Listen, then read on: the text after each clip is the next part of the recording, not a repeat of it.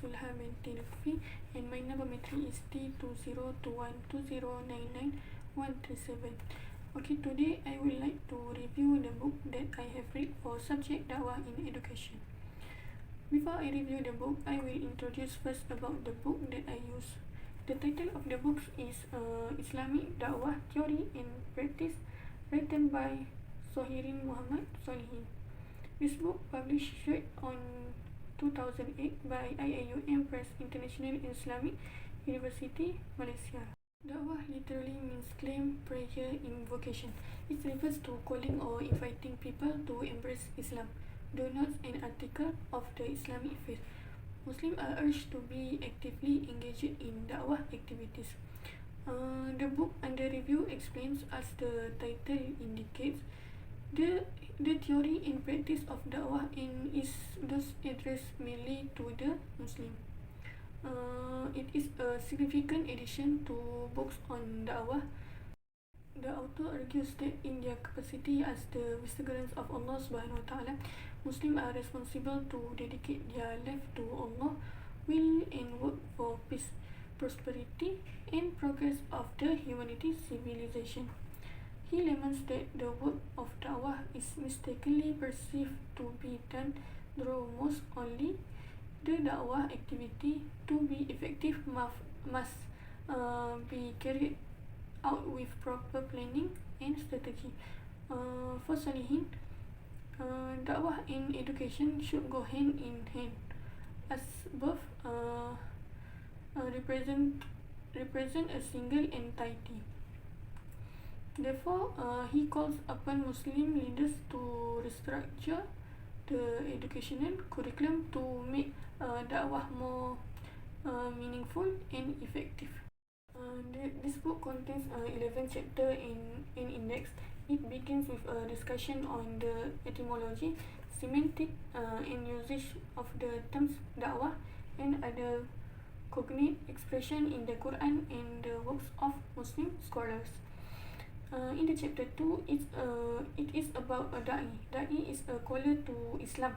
Da'i has to be equipped with the knowledge of the science of da'wah to be able to invite others to the way of Allah Subhanahu wa Ta'ala with wisdom, hikmah, and good preaching. As this was the method adopted by messengers of Allah Subhanahu wa Ta'ala, for this, the da'i should be cognizant of the fiqh, sirah, akidah, history of the companions, as well as of the means and source of da'wah that would help him understand the process through which the peaceful expansion of Islam took place over a large part of the world. In this chapter, the author emphasized the importance of a deep understanding of Islamic teaching, history, and the social-cultural context in da'wah. This view is similar with Al-Ghazali opinion, which emphasizes wisdom in preaching. According to Al-Ghazali, preaching should be adapted to the condition and understanding of the audience. That is Al-Ghazali Ihya Ulumuddin. In the book Reviving the Balance by Taha Jabir Al-Alwani also states that the importance of integration between traditional and contemporary knowledge in da'wah is also emphasized. Al-Alwani states that a deep understanding of the modern context is very important for the effectiveness of da'wah. According to a hadith, seeking knowledge is mandatory for every Muslim. This is all the more applicable to a da'i who has to be well versed in religious knowledge and has to practice what he or she preaches from the divine source. Methodology of da'wah is derived from the shining examples of the Prophet ﷺ, who used different methods depending upon the occasion.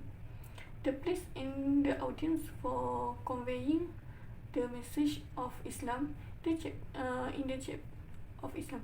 In the chapter 3 is about dakwah entails myriad of tasks and responsibilities. It is an individual as well as a collective obligation. Families and organizations have their roles pertaining to dakwah activities. Next, in chapter 4 is about Tawhid.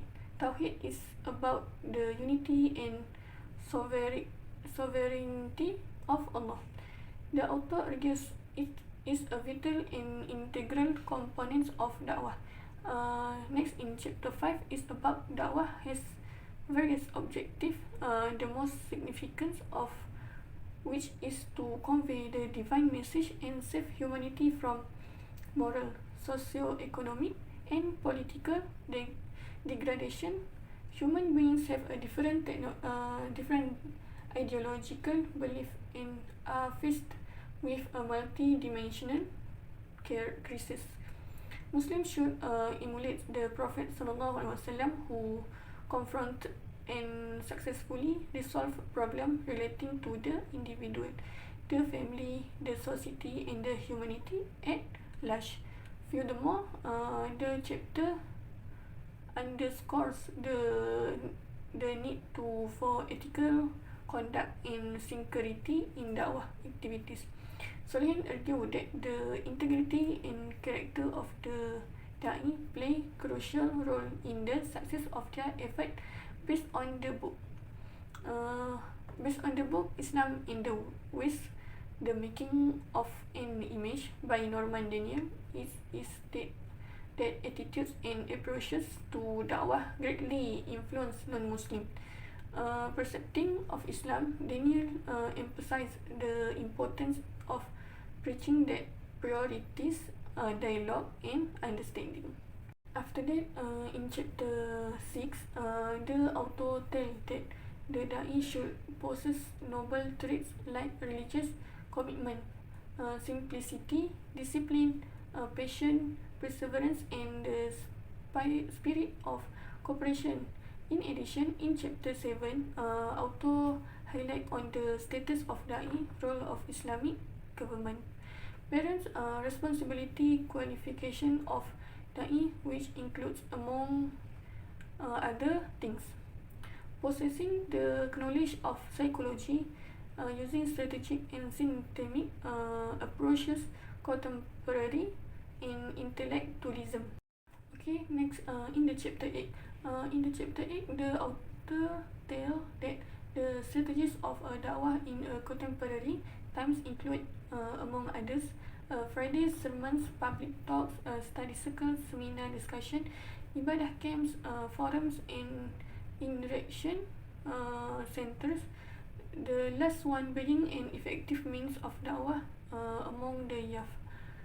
In the chapters 9, the author puts a heavy emphasis on da'wah through mass media.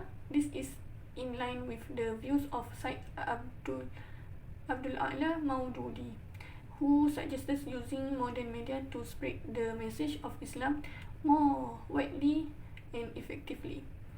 Given the rapid development of technological information, latest means of communication should be used to spread the divine message. These among others include newspaper, magazine, television, radio, and the internet.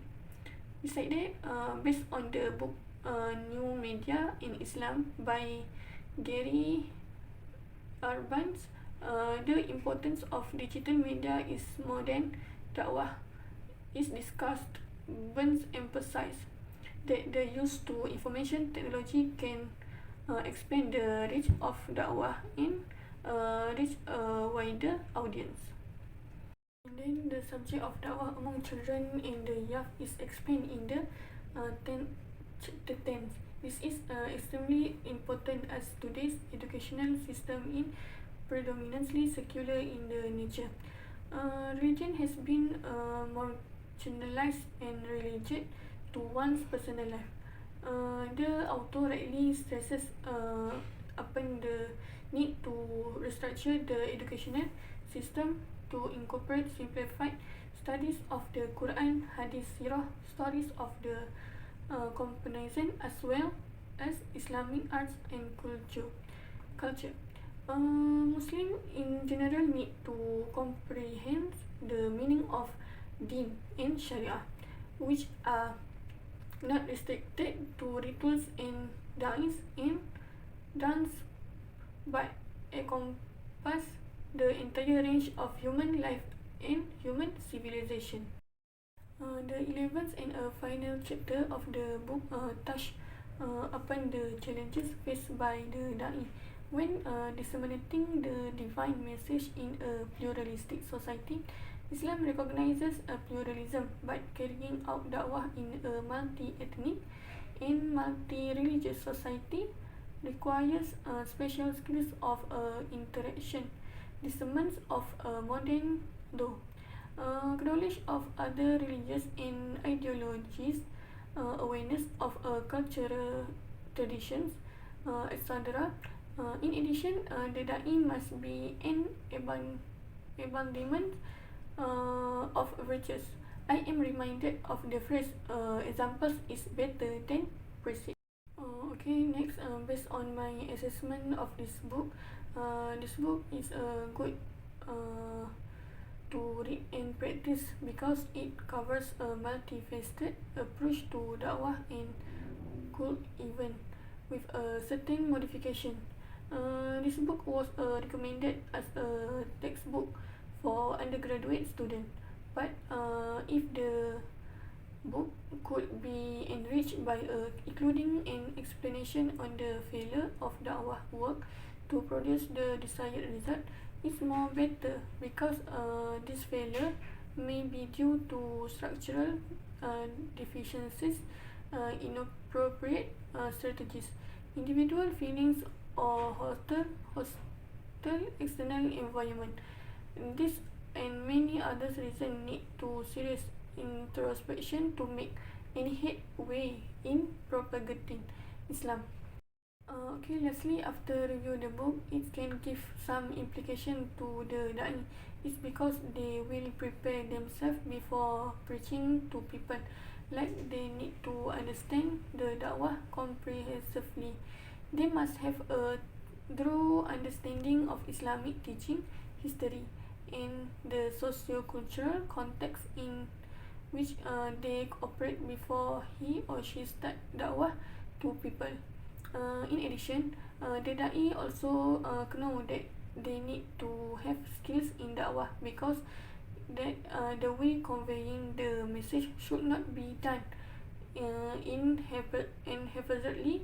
If the dakwah focus on the use of the verbal communication, then he has to be equipped with speaking skills, knowing the intellectual capacity, cultural background, and even psychologies of the people. Moreover, before he embarks on the work of dakwah, he has to be familiar with the community. If the person devotes the work of dakwah through writing, for instance, then he has to have writing skill for different level audience. The writing could also be categorized into different level and to be adjusted according to the intellectual capacities of people. If it is addressed to the lay community, he has to ensure that the language, styles, and content must not be too philosophical. Likewise, a person addresses to children through writing, he has to learn how to make a phrase and sentence that could attract and engage the children's mind. So that's all from me about a review book, and thank you for watching. Okay, thank you, bye, assalamualaikum.